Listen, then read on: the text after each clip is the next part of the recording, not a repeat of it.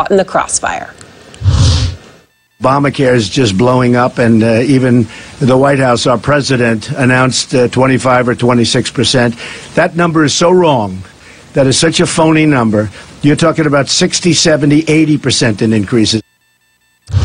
Obamacare premiums are surging, and Trump's attacks are forcing Clinton to walk a very fine line today. Brianna Keeler is out front. There are just 14 days, 2 weeks from today. Hillary Clinton eyeing the Sunshine State and its 29 electoral votes today. So please join me. This is bigger than me. It's bigger than any of us. It's even bigger than Donald Trump, if you can believe it. Expectations for Clinton are high. A new CNN ORC poll shows nearly 7 in 10 voters believe she will win the election. And her campaign is spending their last 2 weeks racing through battleground states, trying to convince voters not to become complacent. I feel good, but boy, I'm not taking anything for granted. I'm going to work as hard as I can between now and the close of the election. And former President Bill Clinton kicking off a bus tour in North Carolina as he defends Obamacare. So Hillary says, fix the problem, don't repeal the solution. That's a terrible idea. More than 20 million people would lose their health insurance. His plea coming as the government says premiums for those purchasing insurance on state exchanges will increase an average of 22% next year. Now, Clinton's comments earlier this month seem prophetic. So you've got this crazy system where all of a sudden 25 million more people have health care, and then the people are out there busting it sometimes 60 hours a week, wind up with their premiums doubled and their coverage cut in half. It's the craziest thing in the world. That statement put him in the doghouse with Democrats and put his wife on defense with Donald Trump. So if he repeals it, our Medicare problem gets worse. What we need to do is go after the long-term health care drivers. We've got to get costs down, increase value, emphasize wellness. I have a plan for doing that. A point Clinton echoed today in a radio interview. The costs have gone up too much. So we're going to really tackle that. We're going to get co-pays and premiums and deductibles down. We're going to tackle prescription drug costs. And we can do that without ripping away the insurance that people now have.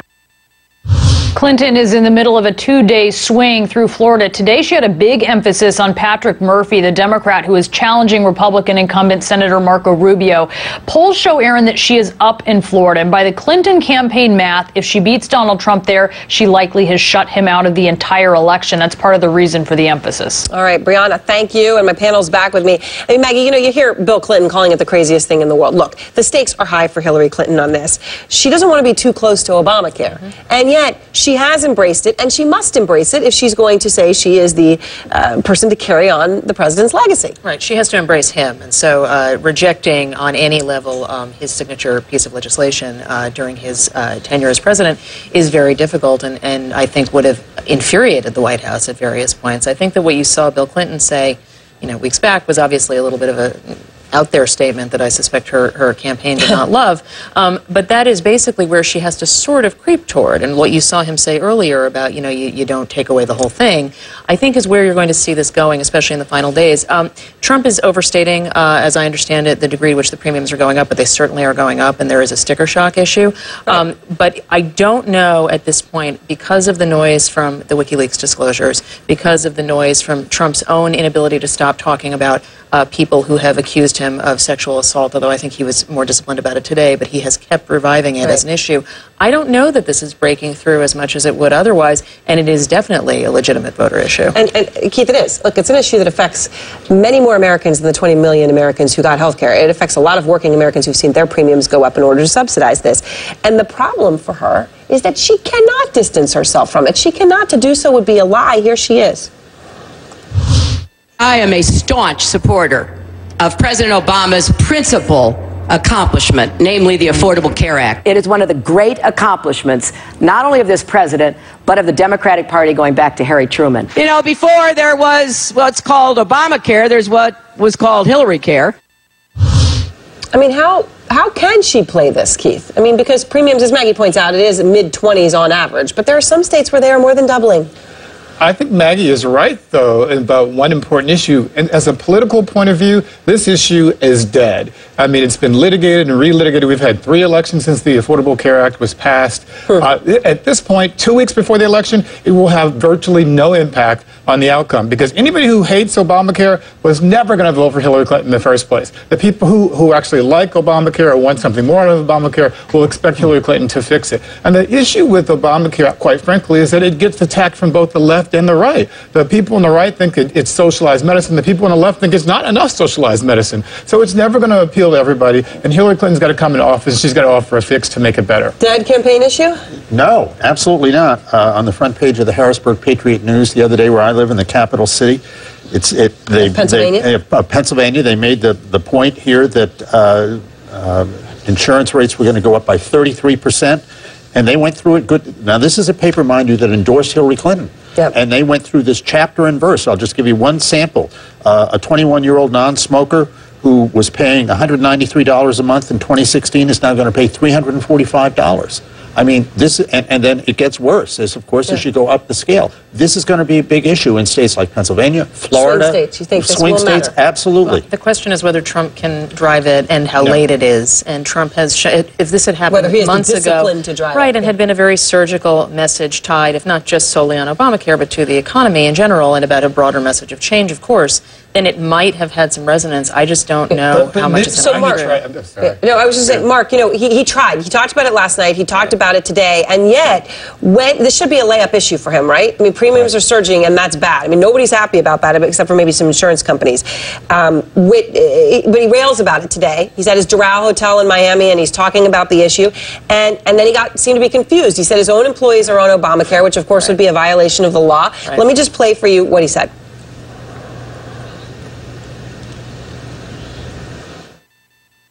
Mr. Trump, do you provide health insurance plans to all these employees? Obamacare is a disaster. Hey, John, it's got to be repealed and replaced. Do you provide health insurance to all these employees? I do. So none of them are on Obamacare? No, some of them, but most of them no. Obamacare is just blowing up, and even the White House, our president, announced 25 or 26%. That number is so wrong. That is such a phony number. You're talking about 60, 70, 80% in increases. So Mark, what this was going to say is the first thing he said is, and I can say all of my employees are having a tremendous problem with Obamacare. That's what he said. Right. And then the reporter asked him, so do you provide health insurance or not? And then he said, well, yes. So he says his employees are having a tough time with Obamacare. Then he comes out and says, well, actually, they're not on Obamacare. So confusing the message. Does that help him when he's trying to drive this home as a point to get undecided voters? Well, the lack of understanding of the issue and the lack of understanding of what his own company is offering certainly doesn't help his message. In fact, just in the last half hour or so at the rally he is in Tallahassee, he said that several of his employees from Doral came up and said, can you please take me off Obamacare? To which then Trump said to the crowd, should I do it or shouldn't I do it? Which is how he tries to excite the crowd in these types of situations. And then he goes on to say, oh, it's only a small group of people. Look, this is a very potent issue in any other election year right now. But as Maggie said, he has clouded it. He has created an incredible amount of white noise around himself. We only have to go back to this weekend in Gettysburg where he laid out his vision, like his closing arguments for how he would govern. And he preambled that by talking about the sexual harassment allegations that have been made against him. We are talking about a very short runway right now going into the election. And I don't think that this can be an issue in the campaign. Where he promised to say that he would sue every one of his accusers after the election, which will not happen. All right, thanks to all of you. And next, Joe Biden talking about physically fighting Donald Trump. And you know what? It was wrong. But tonight, Trump is responding. And Trump, in a just-released interview, like you've never heard him before, frankly, it's almost a little introspective. I was a very rebellious kind of person. I don't like to talk about it, actually, but I was a very rebellious person. Choose to go, to indulge your curiosity, explore a new road to see where it takes you. Meet the leaders who change the game. No matter where you are, no matter what the currency, when you run the numbers, they may surprise you, but stay your course. You're on the path to success. CNN Money.